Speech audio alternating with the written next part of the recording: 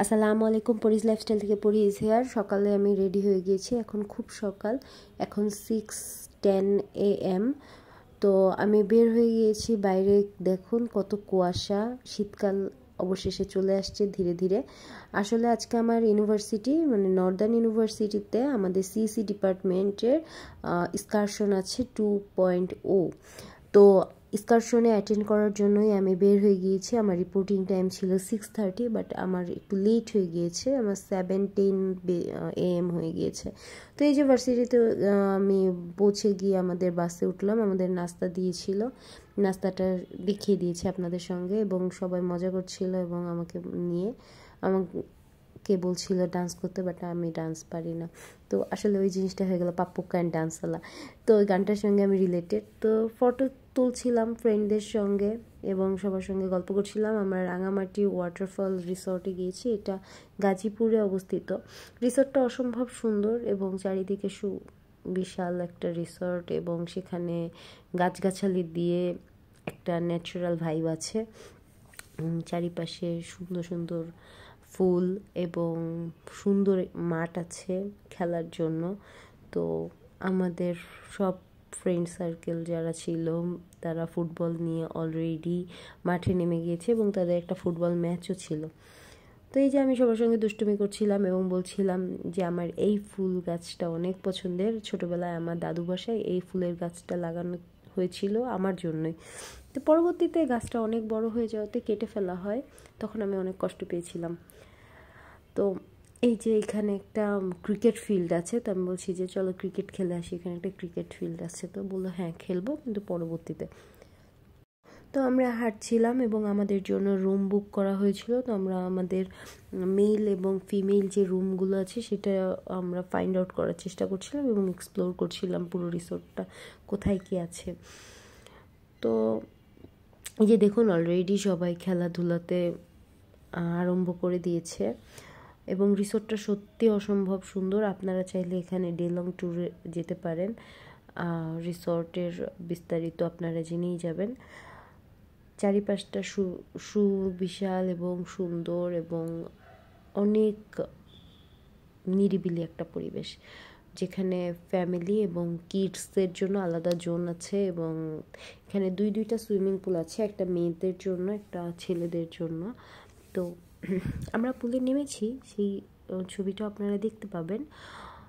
এই যে সুন্দর ফুল, আমি সবার সঙ্গে গল্প করছিলাম এবং হাসিটা মজা করছিলাম। এই যে দেখুন এখানে আবার ভাটিকান একটা ভাইব দিয়েছে, সুন্দর না? আমার কিন্তু অনেক ভালো লেগেছে, আই লাভ ভাটিকান। তো এই যে এই ফুলটা আমার অনেক পছন্দের, আমার বাসায় এই ফুল গাছ আছে, কিন্তু আনফর্চুনেটলি ফুল ফোটে না। তো আমার এখানে দেখে বাসায় কথা মনে পড়ে গিয়েছে যে আমার বাসায়ও তো এই গাছটা আছে। আমি এরকম রিলেটেড করি প্রত্যেকটা জিনিস, যে ও এটা এখানে আছে, এটা তো আমার বাসায়ও আছে, যদি সেই জিনিসটা আমার বাসায় থেকে থাকে আসলে। তো আসলে আমাদের সবার একটা মাইন্ড রিফ্রেশের জন্য ইউনিভার্সিটি এই আয়োজনটা করেছিল, কিন্তু আসলেই আমরা যে যেখানে স্টাক হয়ে আছি কিছু সময়ের জন্য রিফ্রেশ হলেও স্টাকনেসটা আসলে কাটে না। যাই হোক, এই যে ফুটবল খেলা শুরু হয়ে গিয়েছে। তো আমি ওদের টিমের একমাত্র মেয়ে ফ্রেন্ড থাকায় আমি ওদেরকে বললাম আমাকে কি খেলায় নিবে। তা বললো আচ্ছা নিব, কিন্তু তুমি যদি জোরে বল লাগে বা ব্যথা পাও তাহলে কিন্তু আমাদের দোষ না। তখন বললাম আচ্ছা ঠিক আছে, আমি রাজি আছি। তো আমাকে গোলকিতে দাঁড় করানো হয়েছে। আমি আসলে ফুটবল খেলা পারি, তবে আজকে কি হয়েছিল, আমি গোলকিতে দাঁড়ানোতে ওরা কনফিউজড আসলে আমি ব্যথা পাবো, আমার এখানে গোল দিবে কি না দিবে না, এটা খুব মজার ছিল। এবং টিচাররাও এসে বলছিল যে ও যেন ব্যথা না পায়, ওর জন্য না লাগে হাত পায়, তোমরা একটু সাবধানে খেলো। তো আমি পরে স্যার বলতেছে যে তুমি কি পারবে? বলছে হ্যাঁ স্যার আমি পারবো। বলছে আচ্ছা ঠিক আছে খেলো তাহলে। তো এই আমার আসলে আমার ব্যাচের সবাই মেল ফ্রেন্ড হতে আমি গ্রুপের একমাত্র মেয়ে, এবং তারাও আমাকে মেয়ে ভাবে না, তারাও আমাকে ছেলে ভেবেই ট্রিট করে। তো এটা আমার দিক থেকে ভালোই, কারণ ওরা মন খুলে আমার সঙ্গে কথা বলতে পারে।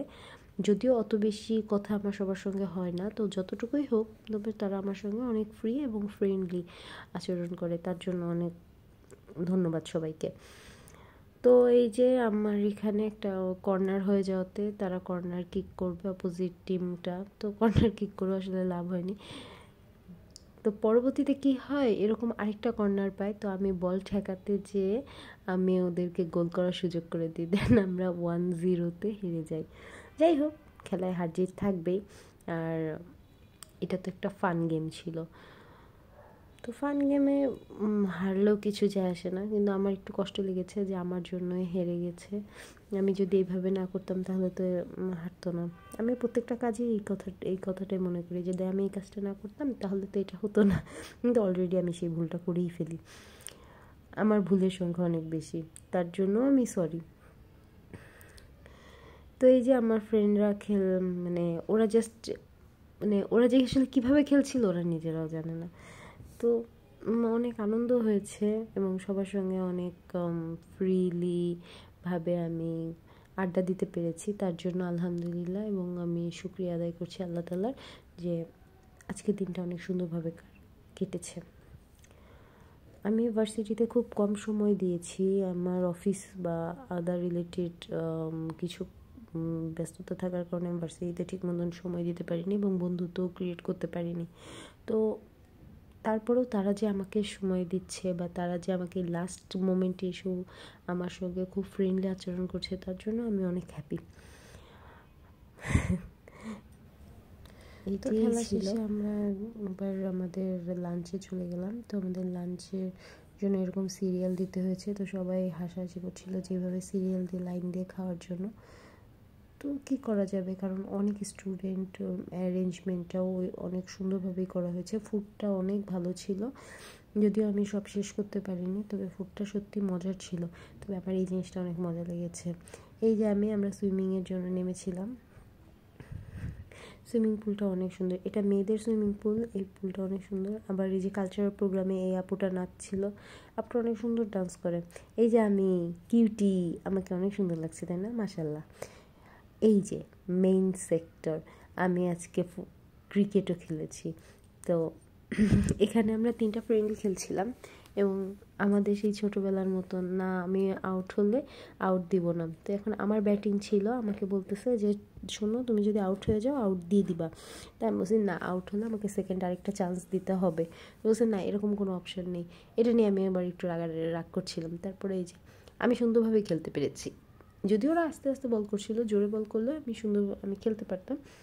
তো এই যে আমি কত সুন্দর করে একটা দূরে বেড়েছি, আমি কোনো বল কিন্তু ছেড়ে দিইনি, আমি প্রত্যেকটা বল টাচ করতে পেরেছি এবং অনেক দূরে আর কি মারতে পারছি। তো এই যে আমাদের এখানে ছিল এক একজন 4 বল করে খেলতে পারবে, এক একজন 3 বল করে খেলতে পারবে। আর আমি ব্যাট হাতে পাওয়ার পরে আমি আর করছিলাম না, দিব না আমাকে, আমি আরও খেলবো।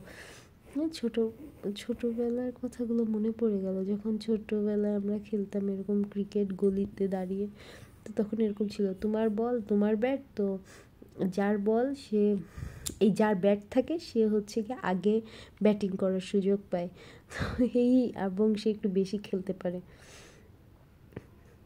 মজাই ছিল না ছোটোবেলাটা।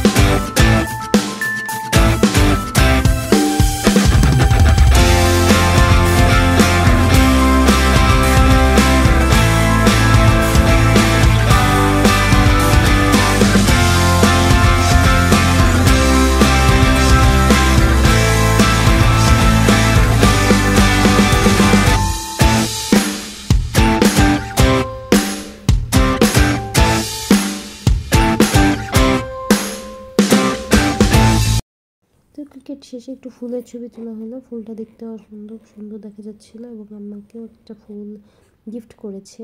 তো আমাকেও ভালো দেখা যাচ্ছে, আলহামদুলিল্লাহ। ভালো থাকবেন সবাই।